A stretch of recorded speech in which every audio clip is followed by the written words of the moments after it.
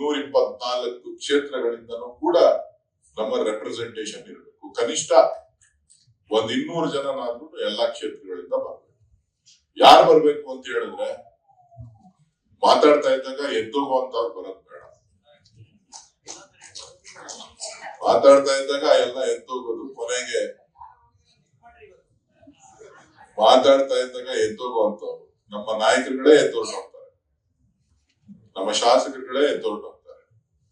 2 ಗಂಟೆ 3 ಗಂಟೆ ಟೈಮ್ ನಿಜ, ನಾವು 4 ಗಂಟೆ ಮಾಡ್ತೀವಿ ಭಾಷಣ. ಸೊ ಅದನ್ನ ಭಾಷಣವನ್ನ ಕೇವಲ 1.5-2 ಗಂಟೆಗೆ ಸೀಮಿತ ಮಾಡಿ ಕಾರ್ಯಕ್ರಮ ನಾವು ಏನು ಈ ರಾಜ್ಯದ ಜನರಿಗೆ ಮತ್ತು ಕಾರ್ಯಕರ್ತರಿಗೆ ಏನು ಸಂದೇಶ ಕೊಡಬೇಕು ಆ ಸಂದೇಶವನ್ನ ಸ್ಪಷ್ಟವಾಗಿ ಕೊಡುವಂತ ಒಂದು ವ್ಯವಸ್ಥಿತವಾದಂತ ಕಾರ್ಯಕ್ರಮ. ಯಾಕಂದ್ರೆ 28ರ ಚುನಾವಣೆ ಎಷ್ಟು ಮುಖ್ಯನೋ ಸ್ಥಳೀಯ ಸಂಸ್ಥೆ ಚುನಾವಣೆಗಳು ಕೂಡ ಅಷ್ಟೇ.